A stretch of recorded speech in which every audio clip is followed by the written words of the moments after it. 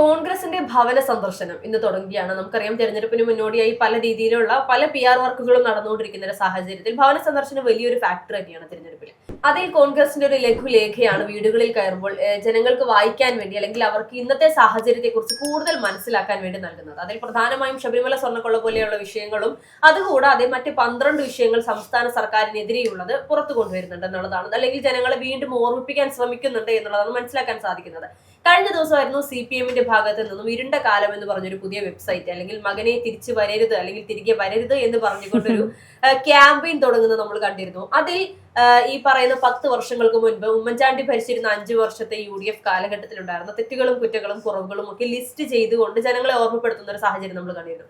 ഇപ്പോൾ ഒരേ പാറ്റേണിൽ 2 മുന്നണികളും ഒരുപോലെ യുദ്ധം തുടങ്ങുന്ന സാഹചര്യത്തിൽ ജനങ്ങൾ ഏറ്റെടുക്കുക ശബരിമല സ്വർണ്ണക്കൊള്ള അതുപോലെയുള്ള ഇത്രയും വലിയൊരു ഇപ്പോൾ നടന്നുകൊണ്ടിരിക്കുന്ന സജീവമായിരിക്കുന്ന ഒരു കൊള്ളയായിരിക്കുമോ, അതോ 10 വർഷം മുൻപ് നടന്ന ആ ഒരു ഉമ്മൻചാണ്ടി കാലഘട്ടത്തിലുണ്ടായിരുന്ന കുറവുകളായിരിക്കുമോ? അപ്പോ മുഖ്യമന്ത്രി പിണറായി വിജയൻ നമ്മുടെ ഈ പറഞ്ഞ മന്ത്രിമാർക്കും MLA-മാർക്കും എല്ലാം നേരത്തെ തന്നെ നിർദ്ദേശം നൽകിയിട്ടുണ്ട്. 10 വർഷം മുമ്പ് നമുക്ക് എന്തില്ലായിരുന്നു എന്നുള്ള കാര്യം നിങ്ങൾ നിങ്ങളുടെ മണ്ഡലങ്ങളിൽ പോയി പറയണമെന്ന്. അങ്ങനെ ഈ മന്ത്രിമാരെല്ലാം മണ്ഡലങ്ങളിൽ പോയി പറഞ്ഞപ്പോൾ ആട്ടും തുപ്പും ചെരുപ്പേറൊക്കെ കിട്ടിയത് കൊണ്ട് അവരെല്ലാം തിരിച്ചു വിളിച്ചിട്ട് സൈബർ സഖാക്കളെ ഇറക്കി വിട്ട് ഇത്തരത്തിലൊരു ക്യാമ്പയിൻ ആരംഭിക്കുന്നു. ഈ ക്യാമ്പയിൻ എത്രത്തോളം സ്വീകാര്യതയുണ്ടെന്ന് നമ്മൾ ഇറങ്ങി അന്വേഷിച്ചാൽ മനസ്സിലാകുന്ന കാര്യമാണ്. കഴിഞ്ഞ 10 വർഷം എന്താണ് കേരളത്തിന് കിട്ടാത്തത് എന്നതിനെ പറ്റി കേരളത്തിലെ ജനതയ്ക്ക് കൃത്യമായ ബോധ്യമുണ്ട്. അതുപോലെ തന്നെ ഉണ്ടായിരുന്നത് എന്തൊക്കെ കട്ടുകൊണ്ടുപോയി എന്നുള്ള കാര്യത്തിലും കൃത്യമായ ബോധ്യം ജനങ്ങൾക്കുണ്ട്. അതിൽ ഏറ്റവും പ്രധാനപ്പെട്ട കാര്യമായിരുന്നു ശബരിമല സ്വർണ്ണക്കൊള്ള എന്ന് പറയുന്നത്. നമുക്കറിയാം, അതിൽ അറസ്റ്റ് ചെയ്യപ്പെട്ട സുപ്രധാനികളായ CPM നേതാക്കളെ എല്ലാം നമുക്കറിയാം. പത്മകുമാർ ഉൾപ്പെടെ, അതുപോലെ N വാസു ഉൾപ്പെടെ പലരെയും അറസ്റ്റ് ചെയ്തിരുന്നു. അപ്പൊ ഇതെല്ലാം ഉയർത്തിക്കാട്ടിക്കൊണ്ടാണ് ഇപ്പോൾ UDF ക്യാമ്പയിൻ ആരംഭിക്കുന്നത്. പക്ഷേ ഈ ക്യാമ്പയിനിൽ അറസ്റ്റ് ചെയ്യപ്പെടാത്ത മുൻ ദേവസ്വം ബോർഡ് പ്രസിഡന്റായ PS പ്രശാന്തിന്റെ പേര് കൂടിയുണ്ട്. ഇപ്പോൾ ഈ പറഞ്ഞ എല്ലാ നേതാക്കൾക്കും ഇതിൽ പങ്കുണ്ട് എന്നുള്ള കാര്യത്തിൽ വ്യക്തമാണ്. ഇപ്പോൾ പങ്കില്ലായിരുന്നുവെങ്കിൽ പോലും മൗനാനുവാദം കൊടുത്തു എന്നുള്ളൊരു തെറ്റ് ഇവരെല്ലാം ചെയ്തിട്ടുള്ളത് കൊണ്ട് തന്നെ ഇവരെല്ലാം പ്രതിക്കൂട്ടിലാണ്. ഇത് കേരളത്തിലെ എല്ലാ ജനതയ്ക്കും അറിയുകയും ചെയ്യാം. ഇപ്പോൾ CPM പ്രവർത്തകരുടെ കാര്യം എടുത്തു നോക്കുകയാണെങ്കിൽ അവർ പറയുന്നൊരു കാര്യമുണ്ട്. ശബരിമല സ്വർണ്ണക്കൊള്ള എന്ന് പറയുന്നത് അവിടെ പലരും ചെയ്തു, വലിയ കോൺഗ്രസ് നേതാക്കളുണ്ട്, CPM നേതാക്കളുണ്ട്, സമ്മതിക്കുന്നു, അതങ്ങ് വിട്ടുകൂടെ എന്ന് ചോദിക്കുന്ന ഒരു സാഹചര്യമാണ് ഇപ്പോഴുള്ളത്. അവർ ശബരിമല സ്വർണ്ണക്കൊള്ള എന്ന വിഷയം മൊത്തത്തിൽ അങ്ങ് മാറ്റിവെച്ച് ബാക്കിയുള്ള കാര്യങ്ങൾ കൊണ്ട് കുറച്ച് PR വർക്കൊക്കെ ആയിട്ട് ഇങ്ങനെ മുന്നോട്ട് പോകാൻ ആഗ്രഹിച്ചുകൊണ്ടിരിക്കുകയാണ്. ഇപ്പോൾ നമ്മുടെ മുൻ ആരോഗ്യമന്ത്രി KK ശൈലജ ടീച്ചർ ഒരിക്കൽ പറഞ്ഞിട്ടുണ്ട്, പോറ്റിയെ ശബരിമലയിൽ കയറ്റിയത് ആരായിരുന്നാലും പോറ്റിയെ ജയിലിൽ കയറ്റിയത് ഞങ്ങളാണ് എന്നുള്ള ഒരു വലിയൊരു ക്യാപ്സ്യൂളൊക്കെ നമ്മൾ കണ്ടതാണ്. അപ്പോൾ ഇതിൽ ഇങ്ങനെയുള്ള പല ശ്രമങ്ങളും നടക്കുന്നുണ്ട്. അതുപോലെ ഹർഷ പറഞ്ഞ പോലെ മറ്റ് 12 വിഷയങ്ങൾ ഉയർത്തിക്കാട്ടിയിട്ടുണ്ട്. ബജറ്റിന്റെ കാര്യം പറഞ്ഞിട്ടുണ്ട്, നവകേരള സദസ്സിന്റെ ദൂർത്തിനെ പറ്റി. ഈ നവകേരള സദസ്സിലെ ദൂർത്തിനെ പറ്റി മാത്രം പറഞ്ഞാൽ മതിയാകും അടുത്ത ഭരണം ഈ പറഞ്ഞ ഇടതുപക്ഷത്തിനെ കിട്ടാതിരിക്കാൻ വേണ്ടിയിട്ട്. അതുപോലെ പൂരം കലക്കലുമായി ബന്ധപ്പെട്ടുള്ള വിവാദങ്ങളുണ്ട്. അങ്ങനെ 12ഓളം കാര്യങ്ങൾ എടുത്തു പറയുന്നുണ്ട്. ഇതിൽ തന്നെ TP ചന്ദ്രശേഖർ വധക്കേസിലെ പ്രതികൾക്ക് പരോൾ ലഭിച്ച കാര്യം തന്നെയുണ്ട്. മറ്റു പാർട്ടികൾക്കും ലഭിക്കുന്നില്ല. സ്വന്തം പാർട്ടിയിൽ ഉണ്ടായിരുന്ന ഒരു വ്യക്തിയെ വെട്ടിക്കൊന്നത് പോരാഞ്ഞിട്ട് അതിലെ പ്രതികളെ സംരക്ഷിക്കുന്നതിന് നിലപാട് കൂടി അവരെടുക്കുന്നുണ്ട്. അപ്പോൾ ഇതെല്ലാം കേരളത്തിലെ ജനത ചോദ്യം ചെയ്യുമെന്നുള്ള കാര്യം ഉറപ്പാണ്. അപ്പോൾ ഈ പറഞ്ഞ ഇരുണ്ട കാലം എന്ന് പറഞ്ഞ ക്യാപ്സ്യൂൾ ഇറക്കിയാലും അത്ര വലിയ വെബ്സൈറ്റ് ഇറക്കി എന്ന് പറഞ്ഞാലും കഴിഞ്ഞ 10 വർഷം ലൈവായിട്ട് കണ്ടുകൊണ്ടിരിക്കുകയാണല്ലോ ഇവിടെ എന്തൊക്കെയാണ് സംഭവിക്കുന്നത് എന്നതിനെ പറ്റി. ഇപ്പോൾ ഇവർ പറയുന്ന ഈ പല വികസന പ്രവർത്തനങ്ങളും പണ്ട് ഉമ്മൻചാണ്ടി സർക്കാരിന്റെ കാലത്ത് തുടങ്ങി വെച്ചതിൽ നിന്ന് ബാക്കി ഏറ്റെടുത്ത് നടത്തിയ കാര്യങ്ങളാണ്. പുതിയതായിട്ട് എന്ത് ചെയ്തു എന്ന് ചോദിച്ചാൽ പ്രത്യേകിച്ചൊന്നും പറയാനില്ല. അല്ല, പുതിയതായിട്ട് എന്ത് ചെയ്തു എന്ന് ചോദിച്ചാൽ ഈ പറയുന്ന സ്വർണ്ണക്കൊള്ള പോലെ, അല്ലെങ്കിൽ ആരോഗ്യ മേഖലയിലെ വീഴ്ച പോലെ, അല്ലെങ്കിൽ മലപ്പുറം വിദ്വേഷ പരാമർശം പോലെ, അങ്ങനെ ഒരുപാട് പറയാനുണ്ട്. പക്ഷെ അതൊന്നും കേരളത്തിന് ഗുണം ചെയ്യില്ല എന്നുള്ളതാണ് യാഥാർത്ഥ്യം. ഇവിടെ നമ്മുടെ നേരത്തെ മേഘ പറഞ്ഞതുപോലെ പണ്ട് ഈ പറയുന്ന ഉമ്മൻചാണ്ടി സർക്കാരിന്റെ കാലഘട്ടത്തിൽ അദ്ദേഹം കൊണ്ടുവന്നിരുന്ന, അല്ലെങ്കിൽ അദ്ദേഹത്തിന്റെ ആ ഒരു സർക്കാർ കൊണ്ടുവന്നിരുന്ന UDF സർക്കാർ മുന്നോട്ട് വെച്ചിരുന്ന പല ആശയങ്ങളെയും അന്ന് വലിയ രീതിയിൽ എതിർത്തിരുന്ന ആളുകൾ ഇന്നിപ്പോൾ മന്ത്രിസ്ഥാനങ്ങളിൽ ഇരുന്നു കൊണ്ട്, അല്ലെങ്കിൽ പല സ്ഥാനമാനങ്ങളിലും ഇരുന്നു കൊണ്ട് അതിന് വലിയ രീതിയിൽ ചുക്കാൻ പിടിച്ച് മുന്നോട്ട് കൊണ്ടുവരുന്നത് നമ്മൾ കാണുമ്പോൾ അവർ അന്ന് പറഞ്ഞത് യാഥാർത്ഥ്യമാണ് എന്നുള്ളതാണ്. കാരണം ഞങ്ങൾ അന്ന് ഉണ്ടായിരുന്നത് കൊണ്ടാണ് ഈ പദ്ധതികൾ ഉള്ളത് എന്ന് പറയുമ്പോൾ ശരിയാണ്, ഒരറ്റത്ത് അവരുണ്ടായിരുന്നു എതിർക്കാൻ എന്നുള്ളത് അവർ പറയുന്നില്ല എന്ന് മാത്രമേ ഉള്ളൂ. ഇരുണ്ട കാലഘട്ടം എന്ന് കഴിഞ്ഞ 10 വർഷങ്ങൾക്ക് മുൻപുള്ള കാലഘട്ടത്തെ കുറിച്ച് പറയുമ്പോൾ ജനങ്ങളോട് ചോദിക്കണം, യഥാർത്ഥത്തിൽ ഏതായിരുന്നു ഇരുണ്ട കാലഘട്ടം എന്നുള്ളത്. ഈ പറയുന്ന സോളാർ കേസ് പൊതുജനങ്ങളെ ബാധിക്കുന്നതാണോ?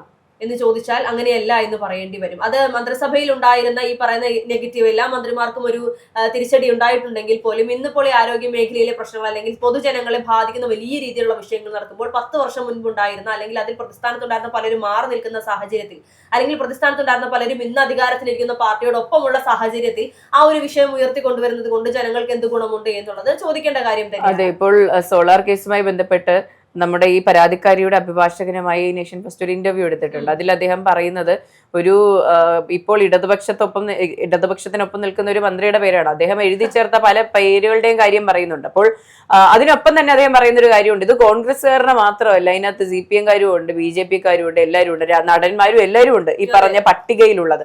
അപ്പോൾ സോളാർ കേസ് നിങ്ങൾ കുത്തിപ്പൊക്കി കൊണ്ടുവന്നാൽ നാണം കെടാൻ പോകുന്നത് നിങ്ങൾ തന്നെയാണെന്നുള്ളൊരു ബോധ്യം വരുന്നില്ല അവിടെ. ഇപ്പൊ നവകേരള സദസ്സിന്റെ കാര്യം പറയുകയാണെങ്കിൽ മുഖ്യമന്ത്രിക്ക് സഞ്ചരിക്കാൻ 1.5 കോടിയുടെ ബസ് ഇറക്കുന്നു.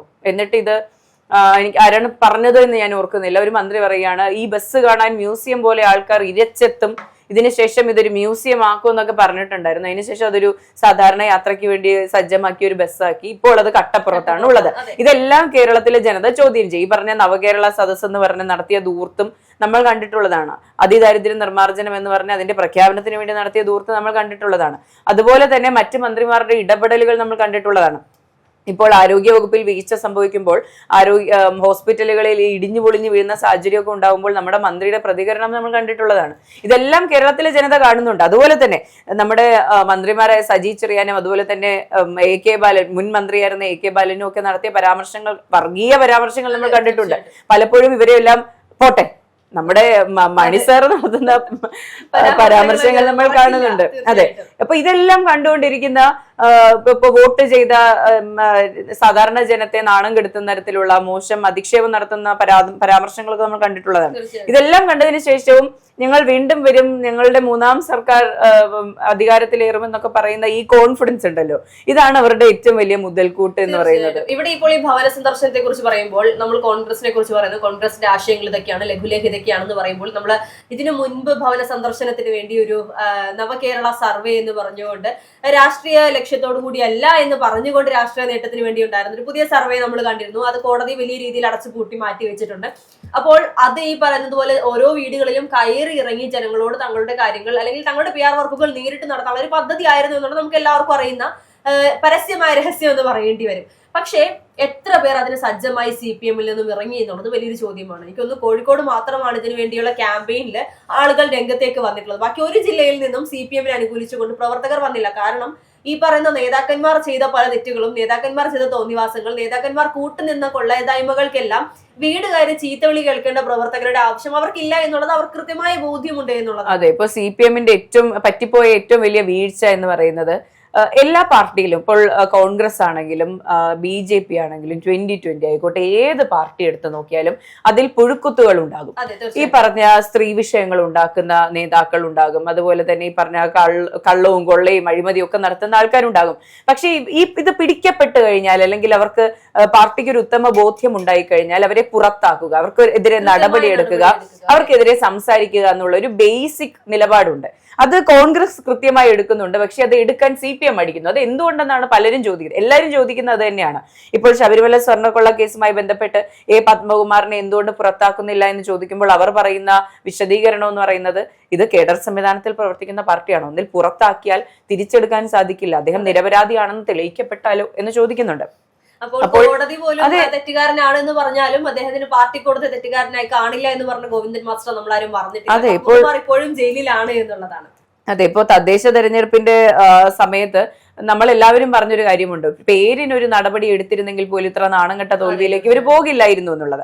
എന്നാൽ അപ്പോ സാധാരണക്കാരായി നമ്മൾ അങ്ങനെ ചിന്തിക്കുന്നുണ്ടെങ്കിൽ അവർ ഉറപ്പായും അത് ചിന്തിച്ചിട്ടുണ്ടാവും, പേരിനൊരു നടപടി എടുക്കുക എന്നുള്ളത്. പക്ഷെ ആ നടപടി എടുക്കാത്തതിന് കാരണം എന്ന് പറയുന്നത് പലരെയും ഭയക്കുന്നു എന്നുള്ളതാണ്. അതിപ്പോ പയ്യന്നൂരിലെ സംഭവമാണെങ്കിലും ഈ പറഞ്ഞ ശബരിമലയിലെ സംഭവമാണെങ്കിലും ഇതെല്ലാം വ്യക്തമായ കാര്യങ്ങളാണ്. അപ്പോൾ CPM ഇത് എന്ന് ചെയ്തു തുടങ്ങുമോ അന്ന് ഈ പറയുന്ന പോലെ പണ്ടത്തെ കമ്മ്യൂണിസ്റ്റ് രാഷ്ട്രീയം നശിച്ചു എന്ന് എല്ലാവരും പറയുന്നുണ്ടല്ലോ, ആ കമ്മ്യൂണിസ്റ്റ് രാഷ്ട്രീയം തിരിച്ചു വരണമെങ്കിൽ നിങ്ങൾ നിലപാടുകൾ എടുക്കാൻ പഠിക്കണം എന്നുള്ളതാണ്. അപ്പോൾ ഈ പറയുന്നത് പോലെ ഈ നിങ്ങൾക്കിതെല്ലാം മറച്ചു വെക്കാൻ സാധിക്കുമായിരിക്കും PR വർക്ക് കൊണ്ടും, ഇപ്പോൾ നിങ്ങൾ അധികാരത്തിൽ ഇരിക്കുന്നതിന്റെ ഒരു ബലം കൊണ്ടും ഇതെല്ലാം മറച്ചു പിടിക്കാൻ സാധിക്കുമായിരിക്കും. പക്ഷെ ജനം ഇത് മറക്കില്ല എന്നുള്ളതാണ്.